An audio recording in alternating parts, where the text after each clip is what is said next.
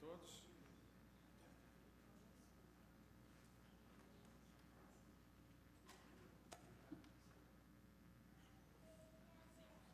Bom dia para vocês, tudo bem?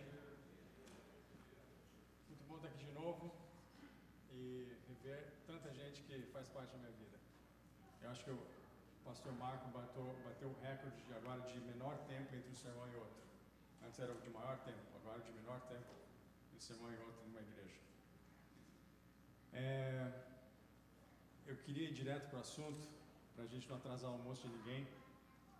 E eu queria compartilhar com vocês uma realidade. O pastor anunciou, eu sou capelão hospitalar, eu estou no Children's Hospital já há 16 anos, dando suporte espiritual para os pacientes, para as famílias dos pacientes e também para o staff, para os empregados. E nesses 16 anos, muitos desses anos, eu estive junto com a capelania adventista do Shady Grove e também do O, antes da inauguração do Hospital Novo. Então foi overlapping Children's e a rede adventista. E as coisas normais para um hospital que não tem um vínculo religioso, até tem um departamento de suporte espiritual forte, com 5 capelães full-time. E sempre a autonomia para a gente gerar o conteúdo, a autonomia para nós realmente formatarmos o que a gente oferecia para as crianças, para as famílias, sempre muito aberto. Uma supervisora de cabeça muito moderna, muito criativa, e me senti sempre confortável para ser um pastor para um hospital. Só que de um pouco tempo para cá, algumas coisas começaram a mudar. E dentre elas, a que mais me chocou foi que, ao prepararmos o conteúdo para um Memorial Service, nós temos um serviço memorial a cada ano que relembra as vidas perdidas no hospital nos últimos 2 anos. Então, as fotos, é um lugar que é reservado para as famílias estarem juntas, reverem médicos, reverem enfermeiros e terem um momento de celebrar a vida daqueles que fizeram parte da vida deles. E ao preparar esse conteúdo, eu mandei um texto, mandei uma música, geralmente do meu irmão, né, Robson, e dessa vez veio um e-mail de volta da minha supervisora falando rapidamente, palavras curtas: esse conteúdo está muito cristão. E a música falava de céu, o que é comum para a maioria das tradições religiosas, não era nem nada muito específico. Falava do paraíso, falava do lugar de Deus, e volta esse comentário: esse conteúdo está muito cristão. E as coisas começaram a se desenvolver para um outro lado, menos autonomia para o meu conteúdo, menos espaço para realmente exercer o que eu tinha exercido já há 13, 14 anos. E eu e a Sabrina, nesse contexto, começamos a orar para que Deus nos dirigisse, sendo ainda esse o desafio para a nossa vida, ou se Ele teria alguma coisa diferente para a gente. E não demorou muito para o dia estarmos na casa de uma prima minha, né, uma pessoa que tem muitos primos, todo mundo sabe, família muito grande. E essa pessoa, sem muitos rodeios, perguntou: Elias, já pensou em servir em uma janela missionária? Nós temos uma janela que se chama, não é mais a 1040, é a janela pós-cristã. Vocês conhecem o que é a janela pós-cristã? É a janela mais emergencial no mundo, onde a presença de cristãos já está quase acabando, deixando de existir. Existem cidades, principalmente no parte do norte da Europa, que já não tem presença de nenhuma igreja cristã, nem católicos. As igrejas já viraram apartamentos, viraram restaurantes, viraram espaços públicos. Não existe a presença cristã de ninguém. E aquele comentário da Maiara, da minha prima, nos fez realmente continuar um pouquinho mais agora direcionados na oração, para que Deus abrisse algo para a gente, talvez uma missão, uma direção diferente. E as coisas desenrolaram para, se tudo der certo, a partir de dezembro ou janeiro desse ano, estarmos dedicando 2 anos completos numa área missionária nessa janela pós-cristã. Então Deus nos ouviu de uma maneira rápida, não demorou muito tempo para essa resposta chegar.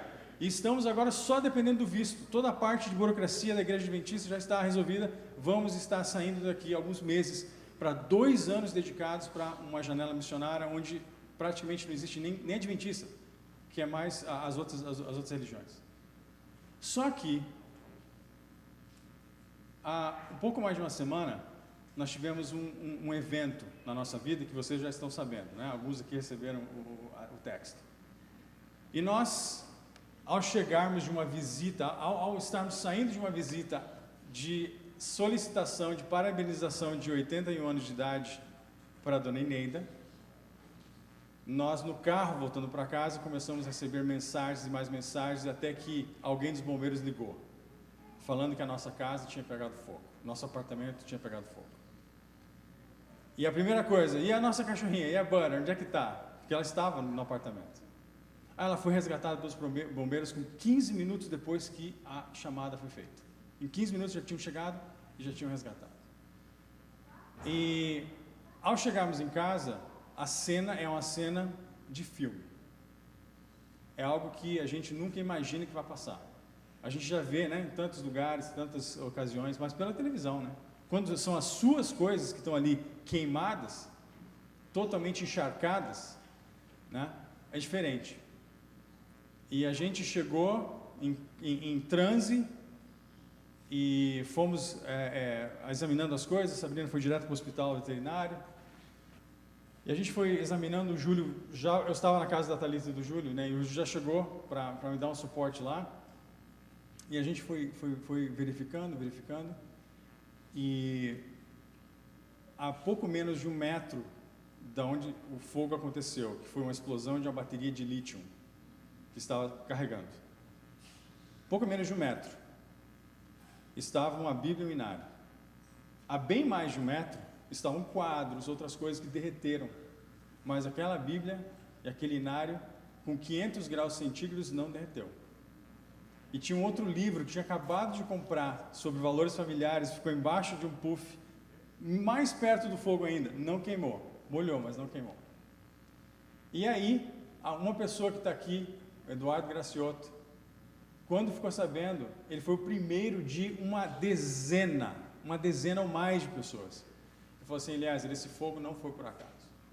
Está muito perto da decisão de vocês terem dedicado ou estar dedicando 2 anos da vida de vocês para o trabalho missionário. Esse fogo talvez tenha outras causas, além de um fogo elétrico. Esse fogo pode ter sido gerado por alguém que queira atrapalhar esse plano missionário. Esse plano de servir, esse plano de ser usado, esse plano de trabalhar, de entregar o que a gente tem. Essa é a história que a gente está ainda resolvendo e vai resolver por 6 meses. Vai demorar 6 meses para a gente voltar para o apartamento.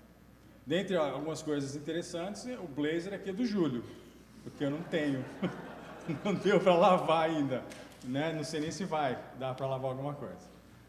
Mas, falando em fogo, eu gostaria que a gente se transportasse para a Bíblia e prestasse atenção em uma outra situação de fogo. E essa situação de fogo, ela está, e eu prometo que eu vou ser breve, essa situação de fogo, ela está no capítulo 3 de Daniel. É uma história muito popular, muito famosa, muito forte. E consegue continuar ensinando coisas novas para a gente todas as vezes que a gente lê esse capítulo 3 de Daniel. A gente sabe que isso passou lá pelo ano 600, um pouco menos, antes de Cristo, na segunda parte do Império Babilônico, né? Onde Nabucodonosor era o rei. E para quem quer saber um pouquinho mais da geografia, não coloquei foto, não mandei nada para a mídia, não tem computador, né, direito, mas se você sabe onde é o Iraque, o Irã, a Turquia, a Síria, o Líbano, Israel, era mais ou menos toda essa área que o Império Babilônio II ocupava na época. E olha só, um dos detalhes que eu estava lendo no Espírito de Profecia, Profetas e Reis, essa reunião que Nabucodonosor pediu para acontecer, não foi somente relacionado a um ego. Não, falaram que eu sou a cabeça, eu vou fazer uma estátua toda de ouro porque o meu reinado nunca vai passar. A história aqui, segundo Ellen White, alguns historiadores falam que é o seguinte: ele estava tendo um problema político interno no império dele. Estava acontecendo algumas revoltas e ele estava talvez para se complicar como imperador.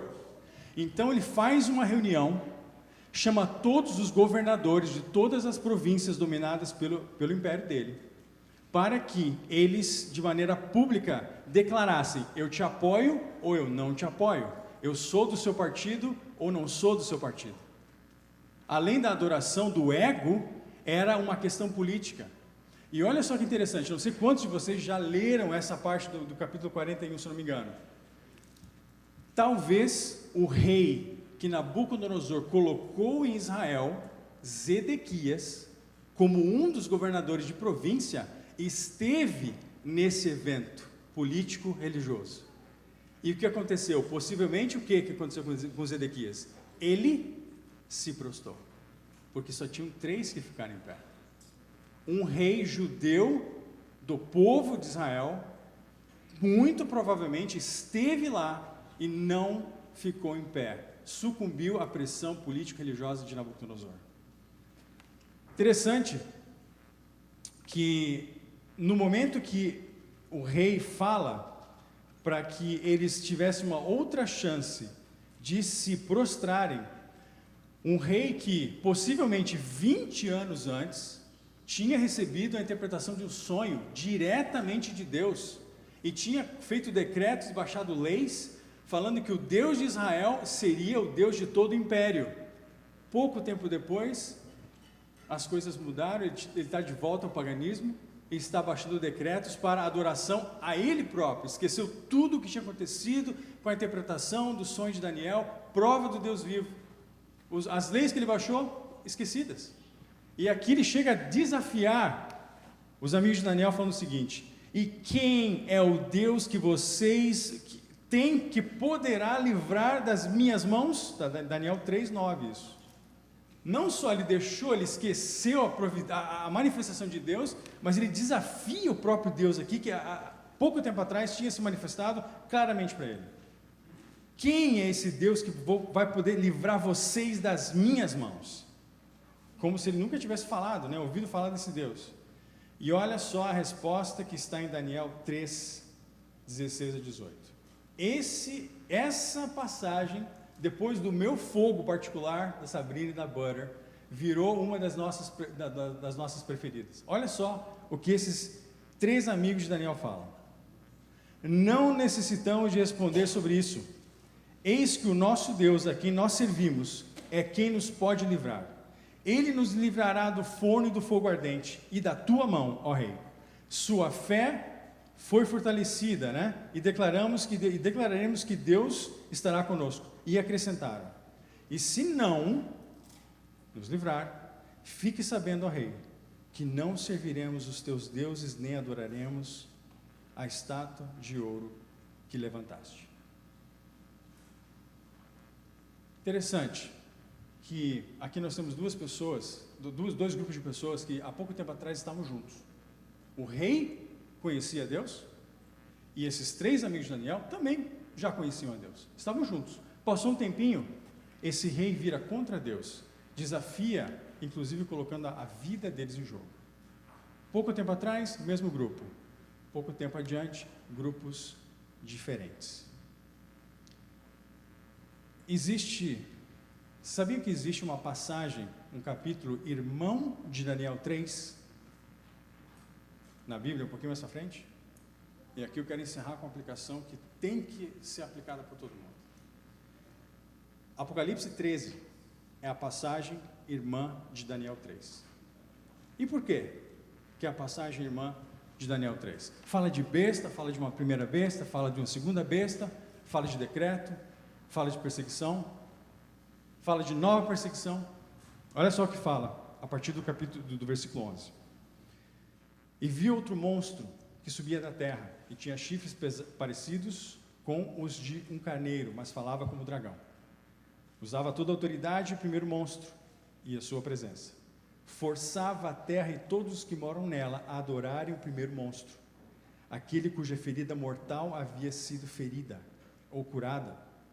Assim, o segundo monstro fez coisas espantosas, fez com que quase o fogo do céu caísse sobre a terra, na presença de todas as pessoas.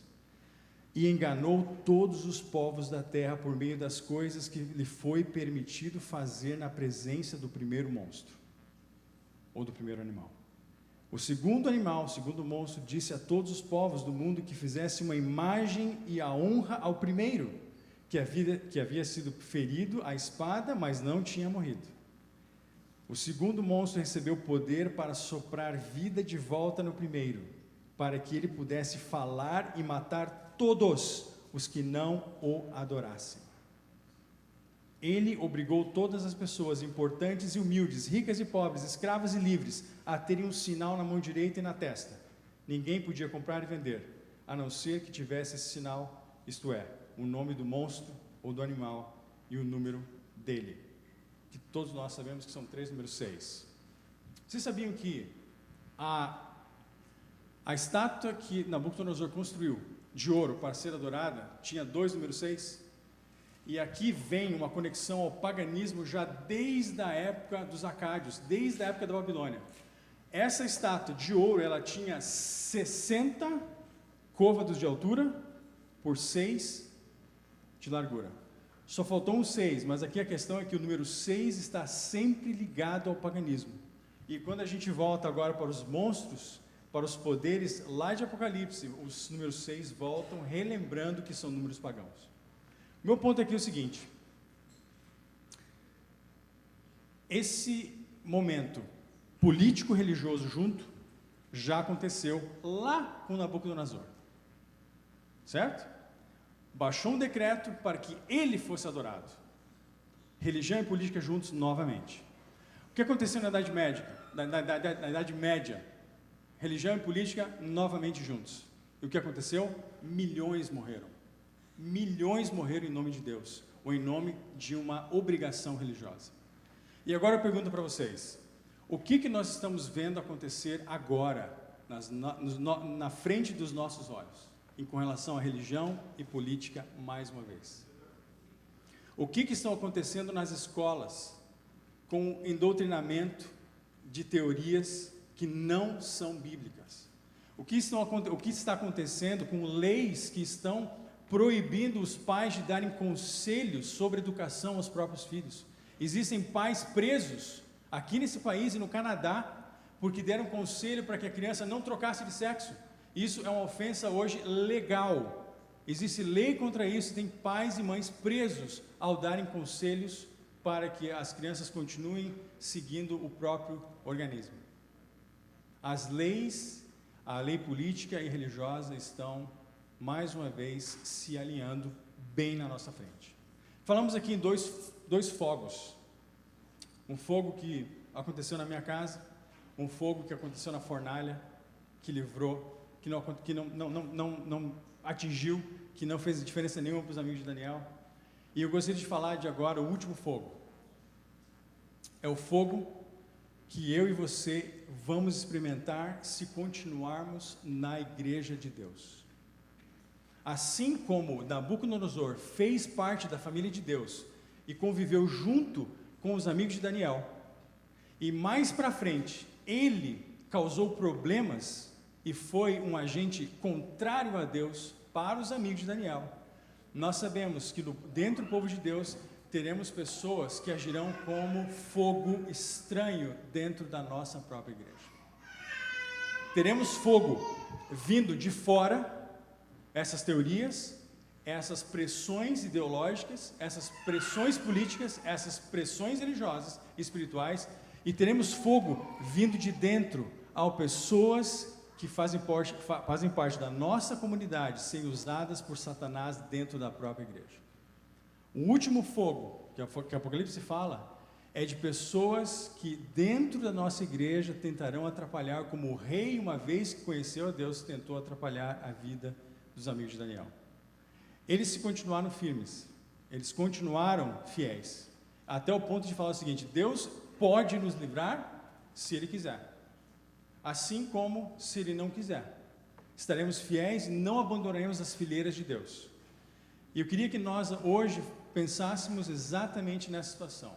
Será que eu estou sendo um fogo estranho pelas minhas atitudes dentro da igreja? O que eu estou fazendo dentro da igreja está contribuindo para o crescimento próprio e crescimento da minha comunidade? O meu tempo aqui está sendo usado para servir? Nós ouvimos algumas semanas atrás um pensamento, um treinamento sobre liderança, que é o seguinte: se você não serve, não serve. Se não estamos servindo, se nós não estamos focados em servir e estamos focados em ser alguma coisa antes de servir alguém, estamos com o approach errado. O convite aqui é o seguinte: nós sabemos quantas horas nós trabalhamos, nós sabemos quão difícil é a nossa semana, quão quebrados chegamos na sexta-feira à noite. O restinho da energia que te sobra, que você traz para a igreja, o convite aqui é o seguinte: use isso para servir. Não use isso para ser fogo. Não use isso para trabalhar. Use isso para juntar com outras energias que ainda estão escassas e fraquinhas de outras pessoas. Mas eu tenho certeza que várias energias pequenininhas que estão sobrando na sexta-feira, que chegam no sábado, podem juntas fazer um trabalho maravilhoso na comunidade aqui. O meu convite é que tenhamos essa pergunta sempre dentro de nós. Estamos servindo? Estamos pushing positivamente a nossa igreja? O que nós falamos, o que nós agimos, está contribuindo para a gente melhorar nossa qualidade espiritual aqui? Ou eu estou focando num processo, eu estou focando numa cláusula, eu estou focando numa regra? E isso pode estar sendo um fogo que não está ajudando, está queimando. Já temos fogo de sobra que vem de fora para dentro. É só ligar o celular, é só ligar a televisão. Não sejamos fogo dentro, porque aí vai ficar quase impossível da comunidade não se queimar. Essa é a minha mensagem, o meu recado, que a gente realmente orasse, para que a certeza do livramento continue sempre viva no nosso coração, mas que não sejamos usados contrariamente no momento que estamos na casa de Deus. Que os fogos deixem para fora.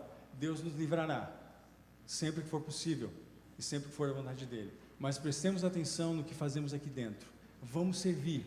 Vamos aproveitar o restinho do tempo que a gente tem para fazer uma diferença, para converter mais pessoas, ou então para não deixar as pessoas de dentro sair, porque isso também é triste. Que essa realmente seja a nossa oração. Esse é o meu convite, o meu apelo para todos, e esse é o recado que eu tinha para a gente hoje. Vamos orar do mesmo jeito que estamos. Querido Deus, muito obrigado pela oportunidade que o Senhor tem nos dado, todos os dias, de escolhermos estar ao Teu lado.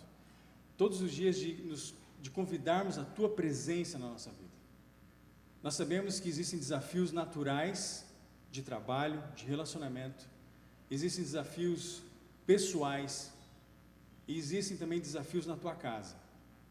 Assim como nós estudamos, nós aprendemos e hoje recapitulamos, nós temos um mundo muito conturbado, um mundo cheio de defeitos e que Satanás está usando de maneira talvez nunca tão forte como está usando agora, para tirarem as pessoas de dentro da tua casa, para que pessoas abandonem o teu serviço, para pessoas abandonem realmente o teu caminho, aquele que a gente já sabe de antemão que vai levar para o céu. Que o Senhor, através do Espírito Santo, nos dê a certeza que o Senhor nos ajudará, vai nos livrar de tudo que aparecer na nossa jornada, se assim nós nos entregarmos nas tuas mãos. Sabemos que a obediência e a dedicação, a fé exercitada é suficiente para qualquer um chegar na tua casa e viver contigo para sempre. Que essa seja a nossa oração diária, que possamos pedir isso todos os dias. E uma bênção especial à liderança dessa igreja, a todos os membros, para que o serviço aqui seja uniforme, para que não haja diferenças, para que as desavenças sejam minimizadas, para que todos tenham como objetivo principal e prioritário o serviço. Estar ao teu trabalho, estar disponíveis, sendo líderes ou não, fazendo uma ou outra coisa, mas estejamos fazendo algo para Ti todos os momentos que tivermos a oportunidade. Esteja com os pedidos de oração de cada um. Temos aqui pedidos, na questão da saúde, questão profissional e tantas outras. esteja escutando e respondendo de acordo com cada necessidade, de acordo com cada plano que o Senhor tem para cada um. Mais uma vez, muito obrigado por termos esse lugar maravilhoso para nos reunirmos. Que o Senhor continue sempre aqui, em tudo que for realizado. Essa é a nossa oração, em nome de Jesus. Amém.